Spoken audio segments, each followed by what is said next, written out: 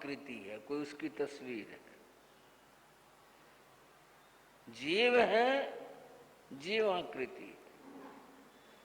अब यह बताना कि ये जीव है और यह जीव नहीं है, ये कैसे संभव है, जबकि जीवाकृति बिल्कुल वैसी ही हो। बंधुओं, जीव का लक्षण किया, ओगो जीव लक्षण उपयोग यानी ज्ञान जीव का लक्षण है। यह ज्ञान केवल जीव में पाया जाता है। कोशिश करना थोड़ी सी बात को समझने की, आगे तो फिर बात चर्चा करेंगे। ज्ञान केवल जीव में पाया जाता है और किसी चीज में नहीं पाया जाता। ये इसका असाधारण गुण या असाधारण धर्म है।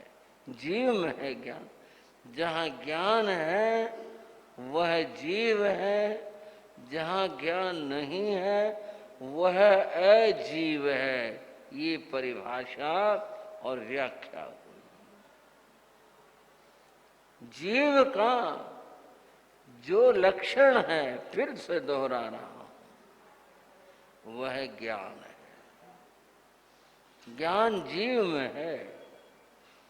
जीव से अतिरिक्त और किसी वस्तु में ज्ञान नहीं पाया जाता।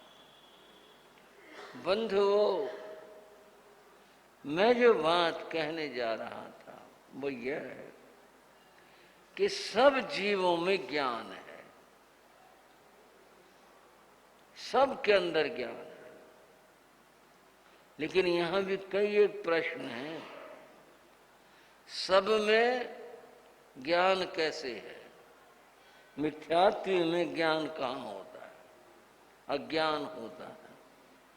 वो जिसे हम अज्ञान कहते हैं वह ज्ञान का कुत्सित विकृत रूप है वह ज्ञान। कुत्सित ज्ञानम अज्ञानम, वह विकृत है। विकृत क्यों है? कर्म के कारण से है। कर्म के कारण से वह विकृत है। ज्ञान के बिना तो जीव होता ही नहीं है। अगर ज्ञान न हो तो बंध हो, फिर जीव को हम कह ही नहीं सकते। यानी ज्ञान के बिना तो अजीव है, और जो ज्ञान है वह जीव का लक्षण हुआ करता है। भगवती सूत्र की एक चर्चा चल रही थी। चर्चा हमारे सामने क्या चल रही थी?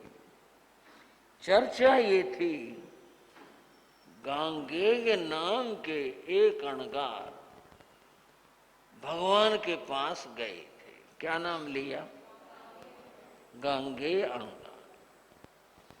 ये गांगेय अणगार भगवान पार्श्वनाथ के परंपरा के साधु थे। ये भी मैंने बताया था कि उस समय में, भगवान के समय में, भगवान पार्श्वनाथ की परंपरा के साधु भी थे, साध्वियां भी थी, श्रावक श्राविकाएं भी थी। यह उनका शासन चल रहा था। ये तो फिर भगवान का शासन स्थापित हुआ, उसमें ये सब आकर के मिल गए थे। गांगेय अणगार भगवान पार्श्वनाथ की परंपरा के थे। इनके मन के अंदर कुछ शंकाएं थी, कुछ विचार थे। उन शंकाओं के निवारण के लिए ये भगवान के पास में आए थे। और वो शंकाएं जो थी सांतर निरंतर, ये जो हमने पूर्व में चर्चा की थी, ये उन्होंने भगवान के सामने रखी थी। अब उसको तो पूर्व चर्चा को तो कैसे दोहराएंगे, बात हो चुकी, आगे बात कर रहे हैं। भगवान ने जब फरमाया गतियों में जीवों के जाने की स्थिति और बातें, इससे गांगे अणगार संतुष्ट हुए और संतुष्ट होने के बाद में भगवान की वंदना की। तब उन्होंने एक और सवाल पूछा भगवान से।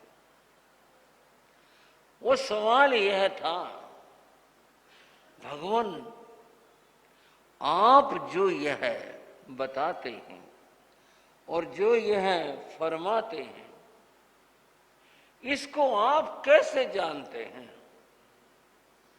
जो आपने कहा इसको आप कैसे जानते हैं?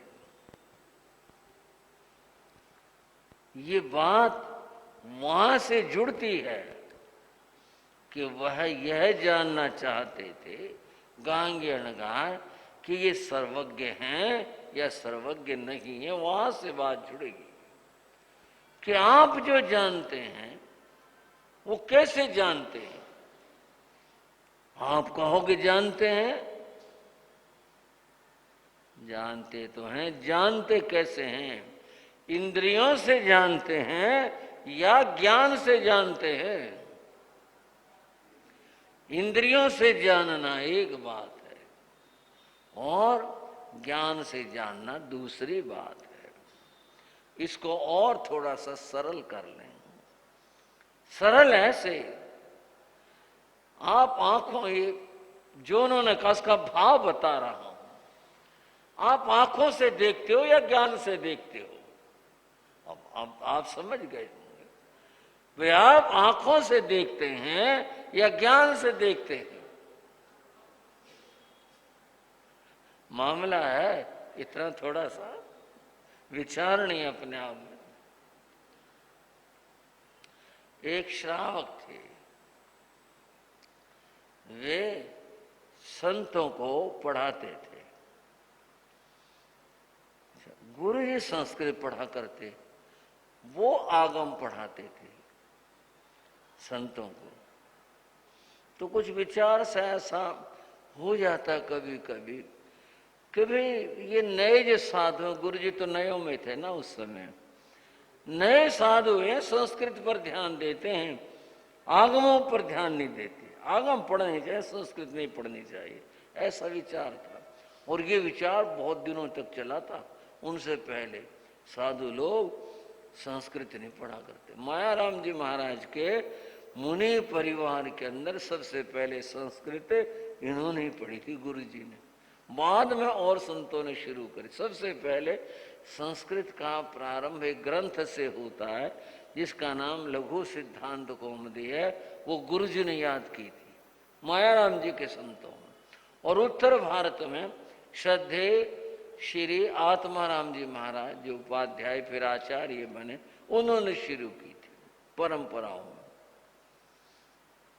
उन्होंने एक दिन कहा श्रावक ने गुरु महाराज से, मेरे गुरु जी से, बोले आपको कोई बात समझनी पूछने आ समय पूछ सकते हैं। अब गुरु जी का अपना था, संस्कृत पढ़ते थे। उस दिन गुरु जी ने थोड़ा सा एक चुटकी प्रयोग कर दिया।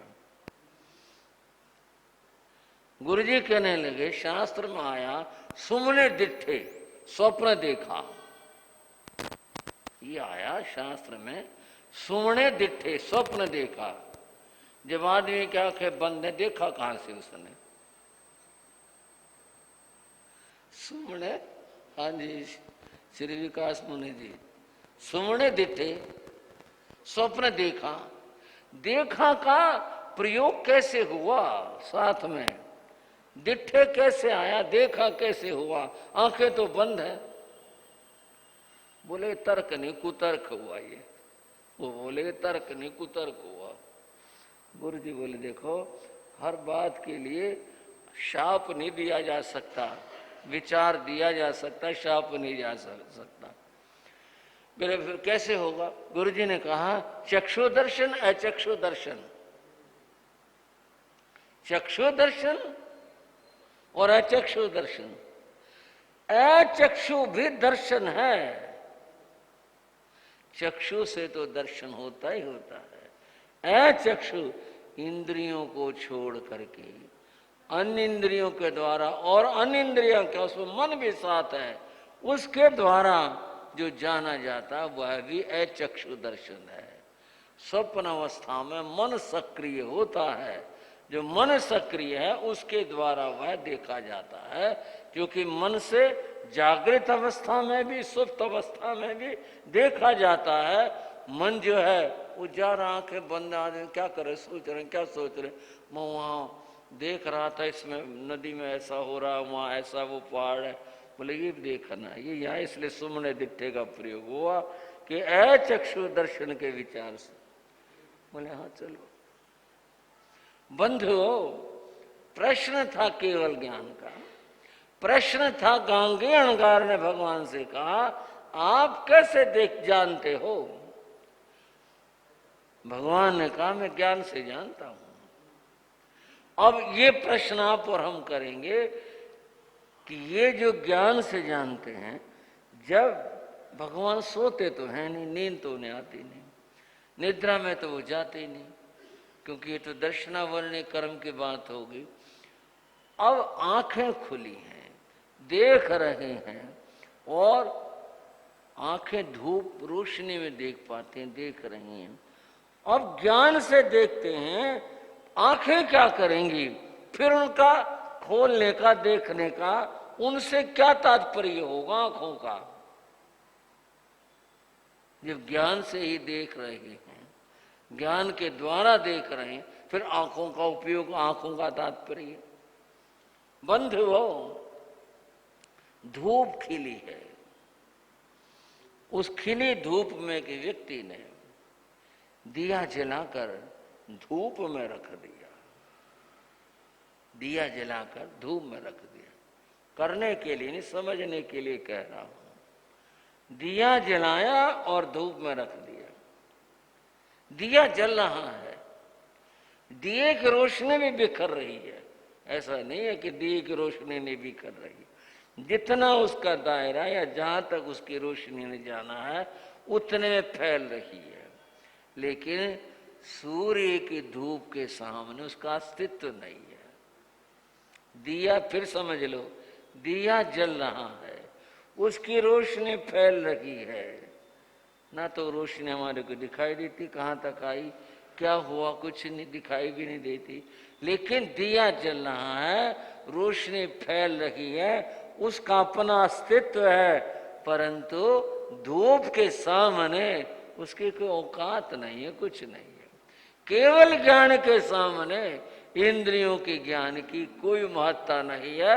दो धारणाएं हैं, केवल ज्ञान होने के बाद में अन्य ज्ञान रहते हैं या नहीं रहते हैं। कुछ ने कहा ज्ञान तो रहते हैं, तो ये सावर्ण ज्ञान कैसे रहते हैं, केवल ज्ञान निरावरण ज्ञान है। कुछ ने कहा नहीं, इंद्रियां अपनी तरह से सक्रिय होती हैं, ऐसा नहीं है कि इंद्रियां अपना काम छोड़ देंगी केवल ज्ञान होने के बाद में। अगर ऐसा हो जाए तो फिर काय योग में विघ्न पड़ जाएगा।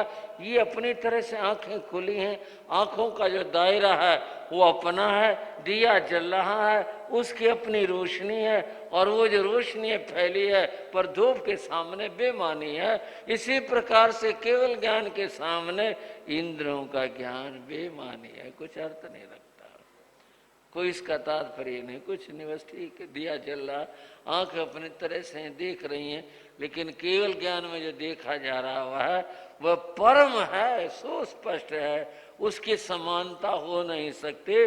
भगवान ने कहा गंगे, मैं अपने ज्ञान से जानता हूं, अपने ज्ञान से देखता हूं। गंगे ने कहा ये बात ठीक है, ये बात जो कही भगवान ने फरमाई ये बात ठीक है, और जो अब इन्होंने शांत निरंतर की बात कही वो ठीक है, इनका वचन प्रमाण है। क्या कहा, इनका वचन प्रमाण है। अब मैं यहाँ पर दर्शन किया आपको एक और बात बताता हूँ, किसी भी बात को जानने के लिए प्रमाण का सहारा लेना पड़ता है। भाई ये बात ऐसे, क्या प्रमाण है इसका, ये प्रमाण चार होते हैं। दर्शन में, कहीं 2 कहें कहीं 4 कहें, ये अपने अपने दार्शनिकों का अपना अपना चिंतन होता है। उसमें पहला जो प्रमाण है वह है प्रत्यक्ष प्रमाण। क्या है बोलो? प्रत्यक्ष। प्रत्यक्ष का मतलब क्या? प्रति जमा अक्ष, जो इंद्रियों के सामने हो। चक्षु दर्शन अचक्षु दर्शन दोनों रूप में प्रत्यक्ष है। जो सामने हो वह प्रत्यक्ष है। आप हम बोला करते हैं, अरे इसमें क्या प्रत्यक्ष है, देख लो तुम, प्रत्यक्ष है सुन लो, इसमें कौन सी बात होगी? प्रत्यक्ष जो सामने है, इंद्रियों के द्वारा ग्राह्य है, इंद्रियों के द्वारा ग्रहण किया जाता है, इंद्रियों के द्वारा जिसे जाना जाता है वह प्रत्यक्ष है। लेकिन ये प्रत्यक्ष जो है इसका विचार बारीकी से जैन दार्शनिकों ने किया, और दार्शनिकों ने तो प्रत्यक्ष का इतना ही अर्थ किया जो मैंने बताया। जो इंद्रियों के सामने है, इंद्रियों के द्वारा ग्रहण किया जाता है वह प्रत्यक्ष है। इसलिए हम बोलते आप मेरे प्रत्यक्ष हैं, मैं आपके प्रत्यक्ष हूं, आपके सामने हूं। प्रति जमा अक्ष, इंद्रियों की पकड़ में, पहुंच में, उनके ग्राहक भाव में होना यह प्रत्यक्ष है। जैन दार्शनिकों ने कहा नहीं, प्रत्यक्ष 2 तरह का होता है।